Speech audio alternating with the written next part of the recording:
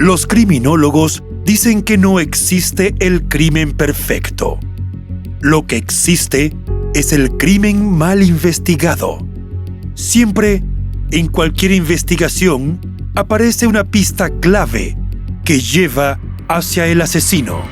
Encontrémosla juntos, repasando este caso abierto.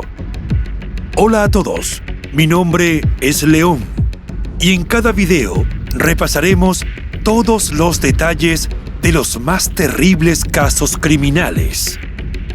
Antes de empezar, no te olvides de suscribirte y dejar tu me gusta para que puedas seguir trayéndote el mejor contenido de investigación. Recuerda también activar la campanita, ya que estaré subiendo videos 3 veces a la semana. Empecemos. El caso de Jacqueline Ansel Lamb y Barbara Mayo.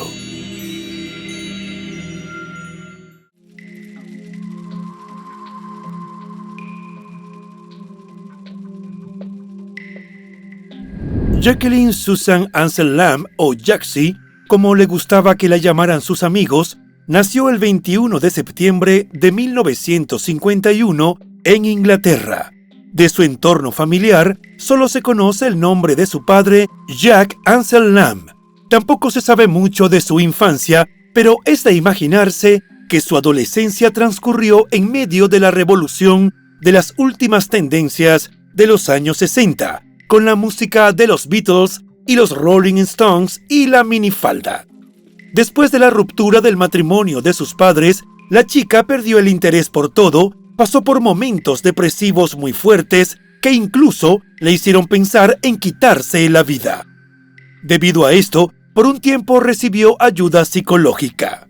Quienes la conocieron la describen como una joven de carácter complejo, vivaz, de buenos modales, refinada, agradable y amante de las fiestas. Sin embargo, los más cercanos sabían que su lado encantador dependía de su estado de ánimo y de qué tanto le molestaran las cosas.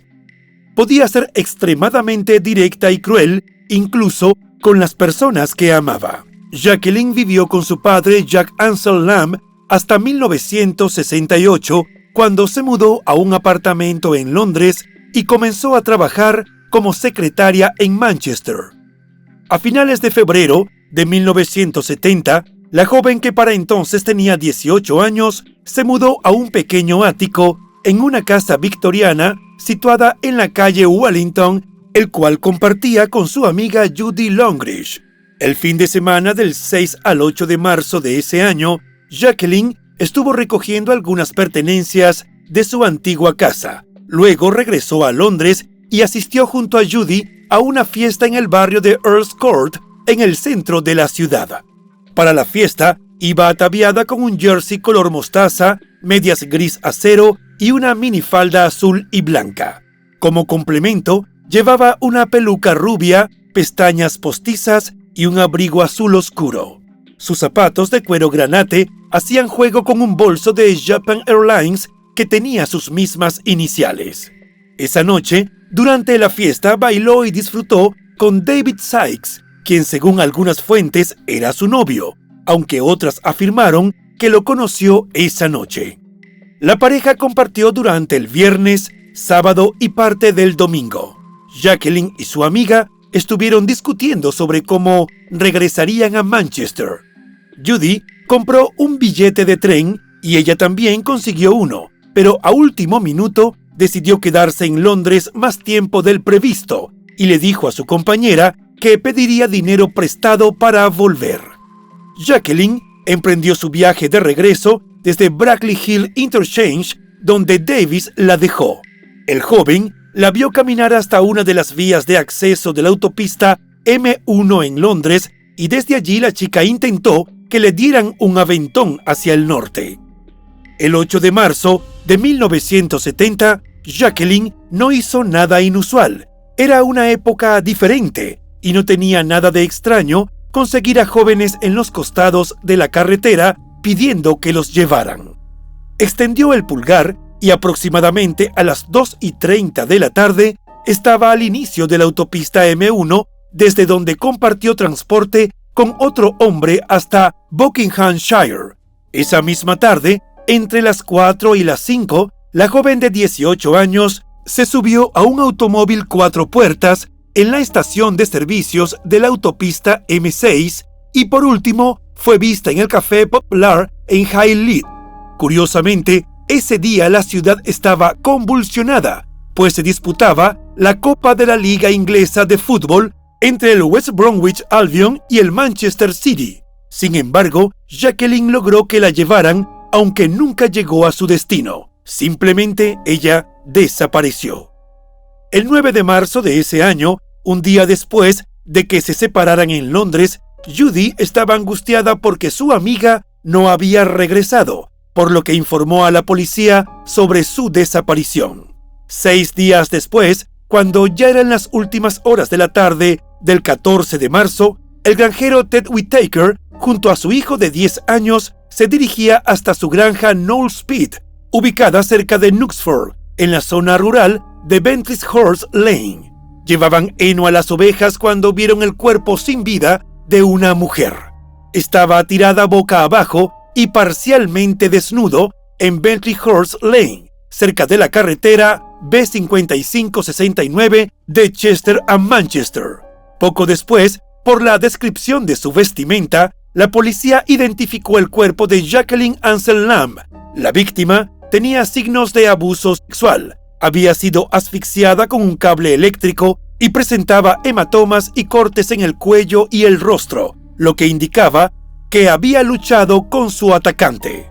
Un detalle que llamó la atención de las autoridades fue que el cuerpo fue colocado en una posición posada, como una especie de sello distintivo de quien cometió el crimen.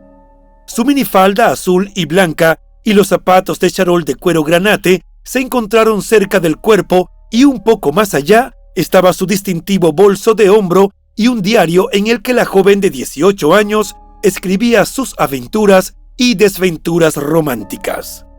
La policía de Cheshire volvió sobre los pasos de Jacqueline y el último recorrido que hizo hasta su fatal destino. Esa noche, pese a una tormenta de nieve primaveral, varios testigos dieron cuenta de la ruta que estuvo siguiendo para llegar hasta Manchester. Entonces surgió una pista que resultó crucial. Una mujer que coincidía con su descripción había sido vista por última vez en un café de carretera, justo al lado de la salida de la autopista. Varios testigos, incluida Delia Brown, la chef del lugar, informaron a la policía que entre las 9 y las 10 de la noche, Jacqueline estaba en compañía de un hombre de contextura mediana, de 1,80 m de altura, que vestía un elegante traje color oscuro. El desconocido compró un par de cafés y se sentó junto a Jacqueline. Conversaron por un rato y después se fueron juntos en un auto que se presume era un Jaguar de color blanco. Una pareja afirmó haberla visto parada en la carretera A556 de Manchester, hacia la calle Chester Road, a menos de 1,5 kilómetros de donde fue hallado su cuerpo. No obstante, esta última información no se comprobó. Como la policía estaba en conocimiento de que muchos fanáticos del Manchester City habían viajado por la misma autopista para regresar de Londres a Manchester, los investigadores presumieron que el agresor de Jacqueline pudo ser uno de esos individuos y comenzaron la búsqueda por allí. La policía de Cheshire, dirigida por el detective superintendente Arthur Benfield, hizo un operativo policial en el que participaron 120 agentes. Durante el procedimiento, más de 500 personas, en su mayoría conductores, fueron interrogados. Sin embargo, ni el hombre con quien Jacqueline estuvo en la fiesta, ni ninguno de los interrogados encajaba con el perfil de un criminal. A los automovilistas y camioneros se les mostró a través de una pantalla la fotografía de una mujer sargento, vestida igual que Jacqueline, y también se emitió un retrato hablado del hombre que estaba con ella en el café. Pese a los esfuerzos policiales, no hubo ningún avance en el caso y el Jaguar nunca fue rastreado. Durante la autopsia, los científicos forenses habían recolectado varios trozos de fibra que posiblemente eran de un rollo o de una muestra de alfombra. Aunque en ese momento no resultó de utilidad, la importancia de este dato en la investigación se reveló años más tarde. Los detectives también realizaron un análisis exhaustivo del diario de Jacqueline, que fue encontrado muy cerca del cuerpo, del cual obtuvieron detalles sobre las relaciones amorosas que tuvo la chica. Judy, la compañera de la joven, aportó sus propias hipótesis sobre lo que pudo haber pasado con su amiga. Señaló que Jacqueline solía ser encantadora y agradable con los hombres que le atraían, pero si alguno que se le acercara no lo encontraba atractivo, simplemente era muy directa y le decía a dónde se podía ir. Las reacciones en ocasiones crueles de su amiga pudieron generar que el hombre que le hizo daño perdiera los estribos y cometiera el horrendo crimen. Unos meses después, y sin rastros del sospechoso, el desconsolado padre de la joven hizo un emotivo llamado a quien pudo estar ocultando a la persona que le quitó la vida a su hija. Para Jack, Jacqueline podía ser a veces una santa, pero también una mujer muy ruda. Sin embargo, no le importaba lo que su hija hizo en el pasado, la amaba y quería que se hiciera justicia. Por ello, abrumado por el sentimiento de dolor, pidió que el agresor fuera entregado a la policía. El violento crimen cometido contra la joven de 18 años provocó una persecución importante por parte de las fuerzas policiales de Cheshire, pero finalmente fue infructuosa y ninguna de las pistas que siguieron los condujo al agresor. Finalmente, en junio de 1970, en la ciudad de Altrincham, se ordenó al jurado que emitiera un veredicto de asesinato cometido por personas desconocidas. Las palabras del médico forense John Hibbert fueron de alerta a la comunidad y en especial a los padres con hijas que se exponían al viajar por el país pidiendo un aventón. John se refirió al desacuerdo entre Jacqueline y su amiga en cuanto al viaje de regreso a Manchester y lo crucial de que se hubiesen mantenido juntas, pues así quizás podría haberse evitado la tragedia. 7 meses después del crimen de la joven secretaria, otro terrible hecho conmocionó a Londres. Aunque los eventos ocurrieron con meses de diferencia y a una distancia considerable entre sí, 2 detalles llamaron la atención de los investigadores y los llevaron a pensar que había un vínculo entre ambos casos. Poco se conoce sobre la historia previa de Barbara Janet Mayo, la mujer nacida el 20 de marzo de 1946. Era una viajera experimentada y había utilizado el autostop en múltiples ocasiones para viajar por Europa. Bárbara tenía 24 años, era maestra de escuela, ganaba dinero extra vendiendo coches y vivía con su novio Chris Clark en la calle Rockley en Shepherd's Bush, Londres. En los días previos al suceso que mostramos en este video, la pareja viajó al sur del condado de Durham con la intención de comprar 4 neumáticos nuevos para el auto de Chris. Sin embargo, el destino les jugó una mala pasada y en el camino el vehículo se averió. Cerca de las 8 de la mañana del 12 de octubre de 1970, Bárbara salió de la casa que compartía con su novio con la misión de viajar de vuelta unos 385 kilómetros para recoger el vehículo que dejaron en un garaje cerca de Catterick en North Yorkshire. Bárbara tomó el metro hasta Hendon y desde ese punto pidió un aventón para dirigirse hacia el norte desde Londres por las autopistas M1 y A1, pero después de eso no se supo más nada de ella. La chica fue vista por última vez vistiendo un abrigo azul marino, un jersey color lila, pantalones dorados y un bolso rojo. Cerca de la hora de comida y preocupado por no tener noticias de Bárbara, Chris se puso en contacto con el taller de Catterick, donde le confirmaron que la chica nunca llegó para retirar el vehículo. Inmediatamente se denunció su desaparición y el novio, junto a un detective, emprendieron su búsqueda por la red de autopistas. 6 días después, una pareja de recién casados que salió a dar un paseo a pie con otros miembros de su familia encontró el cuerpo sin vida de Bárbara en un bosque solitario de Derbyshire, junto a la autopista M1 en Old Hucknall, cerca de Chesterfield. Estaba boca abajo, semidesnuda y con el abrigo azul extendido sobre su cuerpo. Los restos se encontraban bajo unas hojas recién caídas. Pese a la minuciosa búsqueda de los policías, su bolso nunca fue encontrado.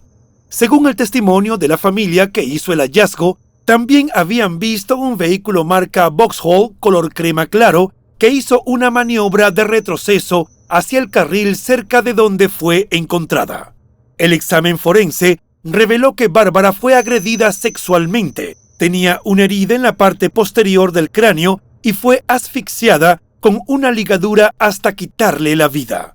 En su ropa se encontró una muestra de ADN, presumiblemente de semen. Ante las similitudes entre los crímenes de Jacqueline y Bárbara, los medios de comunicación apodaron al agresor como el monstruo de la autopista, y la policía inició lo que para entonces fue la mayor investigación realizada hasta ese entonces por la policía en Gran Bretaña. Resultó una verdadera cacería humana, dirigida por el jefe superintendente Chris Pollard de la Policía Metropolitana conocida como Scotland Yard. Las policías locales de Derbyshire y Nottinghamshire no tenían los recursos suficientes para emprender tamaño operativo que incluyó a 1.500 agentes. En una medida sin precedentes, 2 semanas después del atroz crimen contra Bárbara, la policía instaló puntos de control a lo largo de 240 kilómetros de autopista entre Londres y Leeds. El operativo se llevó a cabo durante todo un día, en el que detuvieron y revisaron cada vehículo que por allí transitaba. Los agentes, que interrogaron a más de 125.000 personas y tomaron casi 50.000 declaraciones, tenían la orden de preguntar a los conductores si tenían alguna información o habían observado algún hecho que les llamara la atención mientras transitaban la M1. Una semana después, la televisión transmitió una reconstrucción hecha por la policía, la cual cubría los últimos pasos de Bárbara desde que salió de su casa en Shepherd's Bush hasta la autopista M1. Además, se emprendió una campaña publicitaria con carteles pegados por toda Gran Bretaña, con el fin de que los hombres que levantaron a mujeres en la vía, pero no querían ser descubiertos por sus parejas, se acercaran de forma voluntaria y confidencial a dar la información. Nuevamente, los riesgos de pedir aventones en las autopistas fueron expuestos por los investigadores. Cuando el detective Chris se le preguntó si le gustaría hacer algún llamamiento a las mujeres jóvenes que hacían auto-stop, su concisa respuesta fue que no lo hicieran. Tras la presentación de la reconstrucción de los movimientos de la joven, en la que una oficial vistió con la misma ropa que la chica llevaba al momento de su desaparición, la policía recibió cerca de 700 llamadas de los ciudadanos que decían haber visto a Bárbara. Uno de los testimonios más importantes fue el de un hombre que afirmó haber visto cerca de las 4 de la tarde a una joven que encajaba con la descripción de la maestra. El testigo confirmó que pasó delante de ella. La chica hacía auto-stop, pero él no pudo recogerla porque llevaba otros pasajeros. Segundos después, cuando vio por el retrovisor, a Bárbara la recogió un hombre que conducía un vehículo marca Morris Traveller, el cual vio estacionado momentos antes cerca de donde estaba la mujer. Indicó que después de que la joven se subió, el vehículo lo siguió en dirección a la ruta M1, desde donde ambos se incorporaron a la autopista y de allí lo perdió de vista. El hombre que se detuvo para llevar a Bárbara y a quien la policía identificó como sospechoso tenía entre 30 y 35 años, era de contextura media y con el cabello gris peinado hacia adelante.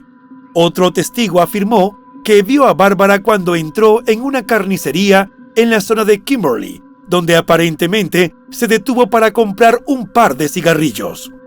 Desde ese punto, los funcionarios de Scotland Yard se dedicaron a detener e interrogar a todos los conductores que circulaban en un vehículo con las características proporcionadas por el testigo. Alrededor de 100.000 propietarios de autos modelo Morris Traveller fueron rastreados, interrogados y eliminados como sospechosos. Sin embargo, el conductor con la descripción que dio el testigo nunca se presentó. La investigación policial alcanzó a comprobar los antecedentes de 28.000 delincuentes y se hizo seguimiento a 76.000 pistas. Sin embargo, pese a la enorme persecución, el criminal continuó prófugo.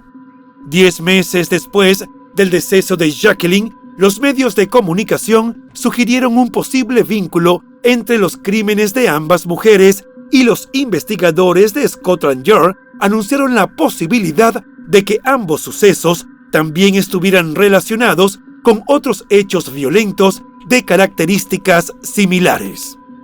El 10 de marzo de ese mismo año, la policía había hallado el cuerpo de Susan Long, una joven de 18 años que fue asfixiada hasta fallecer en una calle de Norfolk. Meses después, el 5 de septiembre, otra joven de la misma edad, llamada Rita Sawyer, fue atacada con un arma blanca en un campo de maíz cerca de Harbury, entre las vías M1 y la M5. Los investigadores comenzaron a sospechar que el atacante de las 4 mujeres utilizaba la red de autopistas como vía de escape rápida. Extrañamente, durante las investigaciones, un hombre que dijo ser el responsable envió una nota a los detectives afirmando que el crimen de Bárbara no sería el último.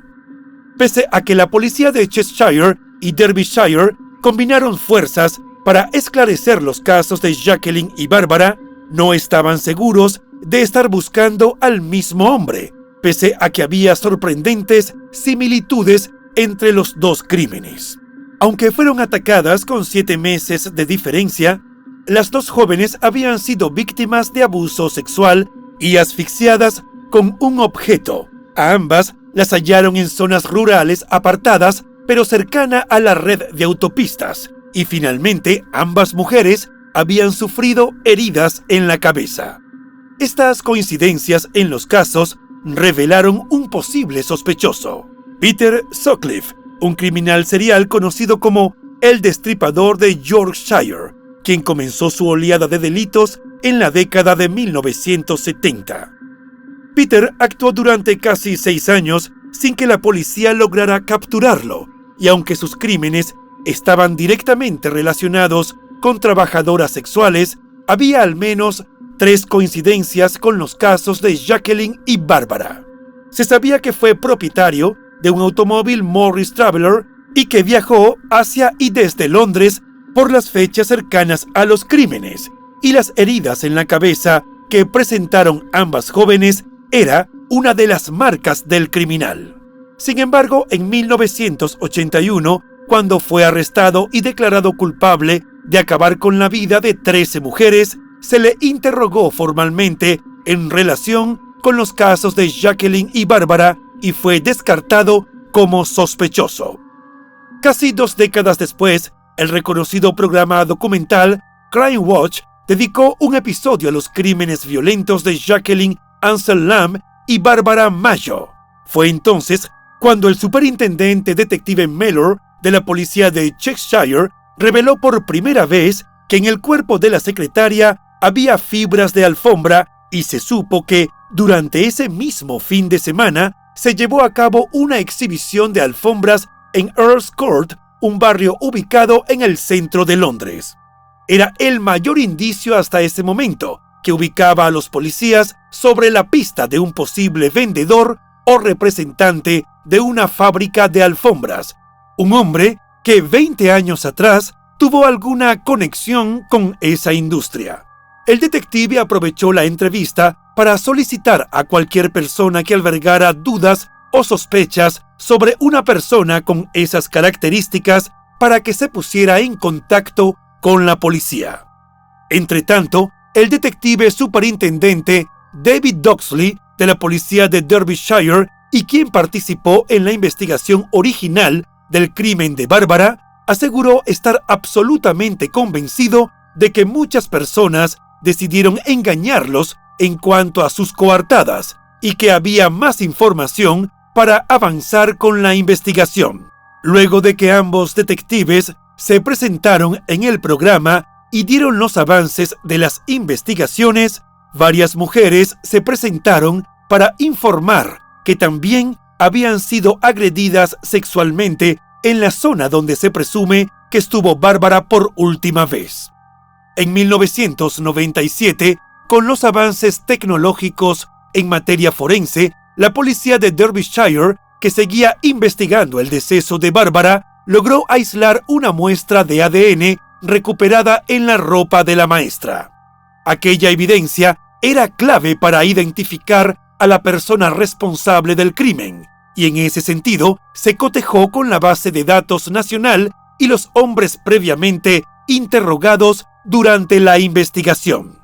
Los detectives eliminaron 200.000 perfiles de ADN conservados y al final nunca se encontró ninguna coincidencia. Sin embargo, sirvió para determinar que tampoco había evidencia que vinculara los casos de Bárbara y Jacqueline.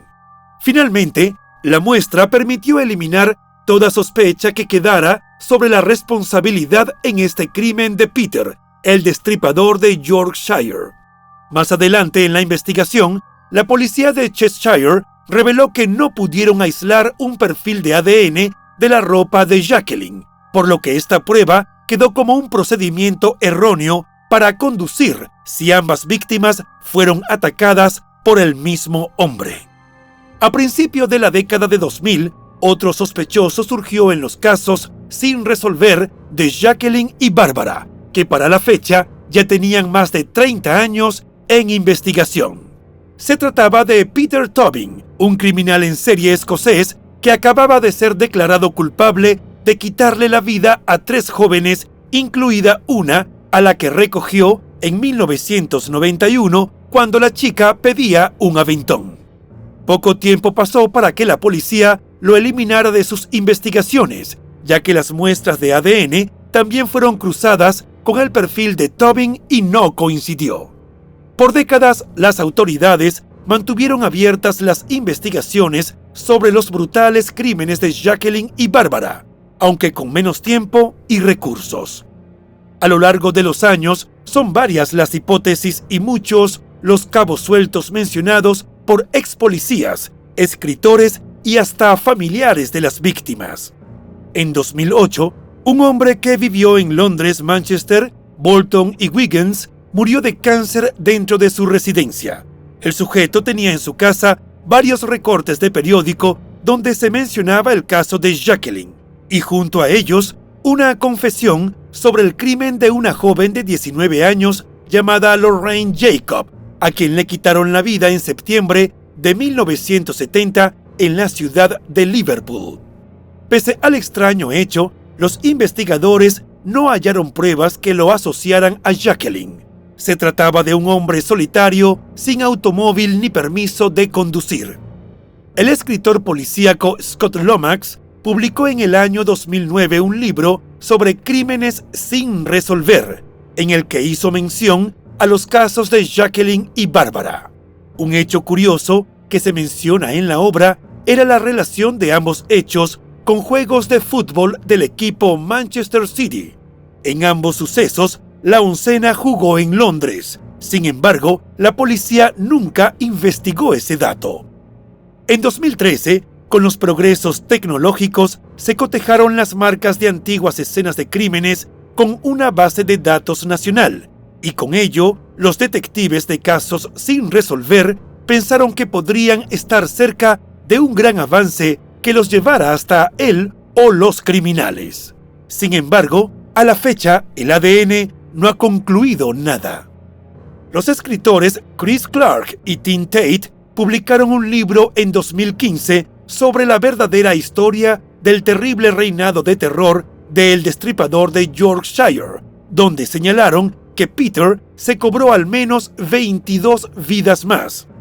En el texto señalaron la relación del hombre con los crímenes de Bárbara y Jacqueline, pese a que la prueba de ADN ya lo había descartado. En esa misma fecha, Chris, el novio de Bárbara, señaló las incongruencias de la investigación policial en la búsqueda masiva del automóvil Morris Traveller y su conductor, lo que en su opinión sesgó toda la investigación. Aclaró que Bárbara era una mujer joven y hermosa que no necesitaba tanto tiempo para conseguir que un auto se detuviera a llevarla, más en una autopista tan transitada. Incluso si hubiera una explicación para ello, hay otros datos en los testimoniales que no coinciden, como por ejemplo que la mujer se detuvo a comprar cigarrillos en una carnicería, pero no se consiguió rastros de eso en su organismo cuando le practicaron la autopsia. No obstante, esos datos fueron altamente difundidos en los medios y, de acuerdo con la pareja de Bárbara, eso le dio al criminal un espacio muy amplio para desaparecer, ya que la atención del público se dirigió al momento, lugar, vehículo y fotografía equivocados. El periodista Don Hale fue otro que refutó las investigaciones policiales. En el año 2019, emprendió una campaña para liberar a un hombre que creía inocente y quien fue señalado de ser el responsable del crimen de Wendy Sewell en 1973. En su libro mencionó las similitudes entre los casos de Wendy y Bárbara y que ambos sucesos se cometieron muy cerca uno del otro. Sin embargo, otros escritores han destacado la poca evidencia que sugiera alguna relación. Tanto Clark como Hale mantienen sus suposiciones y regularmente afirman en los medios de comunicación que Peter o el supuesto verdadero agresor de Wendy fueron los responsables de los crímenes violentos de Jacqueline y Bárbara.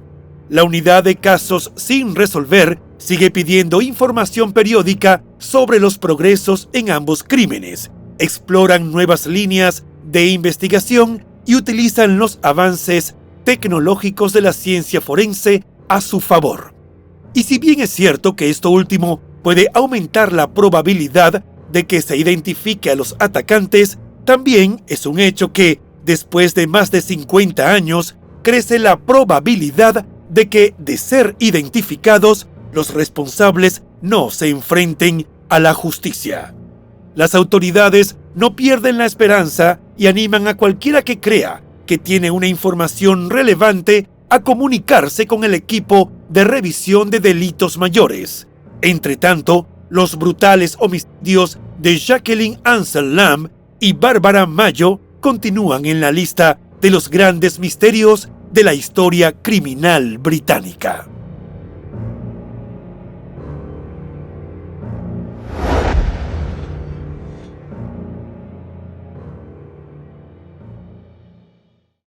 Y bueno, hasta aquí el caso de hoy. Como siempre, agradezco tu apoyo a mi trabajo.